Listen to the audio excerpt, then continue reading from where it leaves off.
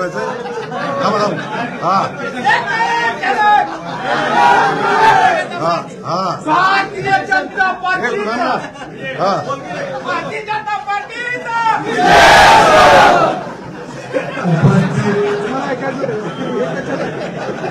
राज्याचे भारतीय जनता पक्षाचे अध्यक्ष आदरणीय रवींद्रजी चव्हाण साहेब, ज्यांनी सोलापूर जिल्ह्याचं पालकत्व स्वीकारलेलं आहे, या राज्याचे ग्रामविकास मंत्री आमचे स्नेही जयाभाऊ, ज्यांनी गेले 3 ते 4 वर्ष या दिवसाची हा दिवस यावा आता प्रयत्न करत असणारे आणि पक्ष विरहित आमच्या बरोबर अतिशय बंधुत्वानं त्यांनी अनेक वर्ष या जिल्ह्यामध्ये काम केलं, ते आमचे दुसरे स्नेही सचिनदादा कल्याण शेट्टीजी, ज्यांनी मोहोळ तालुक्यातील स्वाभिमान घाण ठेवायचा नाही अशा एका नव्या उमदेनं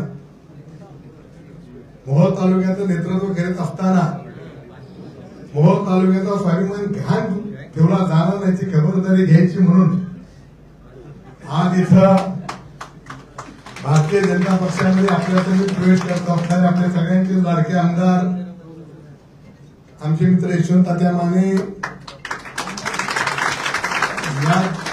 आपल्या विभागाचे भारतीय जनता पक्षाचे अध्यक्ष शशिकांतजी चव्हाण सर, मंचकावर असणारे सर्व मोहोळ तालुक्यातील ज्यांनी भारतीय जनता पक्षामध्ये प्रवेश केला ते माझे सगळे सहकारी, इथं उपस्थित असलेले भारतीय जनता पक्षाचे तालुक्यातले आणि जिल्ह्यातील सर्व सहकारी आणि उपस्थित बंधू आणि भगिनींनो, मी अधिक आपला वेळ घेणार नाही. जयाभाऊनी इथं आपल्याला आश्वासित केलेलं आहे.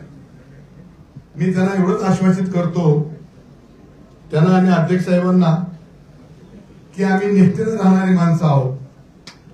आम्ही सत्तेसाठी जाऊन राज करणारा आमचा वारसा नाही, आमचा विचार नाही, तशा प्रकारची आमची राजकीय वाटचाल नाही.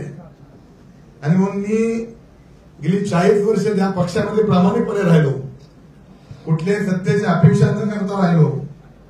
इथून पुढच्या काळामध्ये भारतीय जनता पक्ष आदरणीय मोदीजींचं नेतृत्व या राज्यामध्ये, आदरणीय देवाभाऊचं नेतृत्व ही कसं भक्कम होईल, भारतीय जनता पक्षाचा विचार शेवटपर्यंत कसा जाईल, याच्यासाठी मी आणि आमच्या तालुक्यातील कार्यकर्ते हे भारतीय जनता पक्षाचा झेंडा घेऊन रात्रीचा दिवस करून या जिल्ह्यातील लोकांचे मतपरिवर्तन करून येत्या काळामध्ये जिल्ह्यामधल्या ज्या निवडणुका होतील त्या निवडणुका एकटा भारतीय जनता पक्ष आपला झेंडा तिथं लावल, अशा प्रकारची आपल्या सगळ्यांच्या वतीनं, जुन्या नव्यांच्या वतीनं अध्यक्ष महोदयांना आणि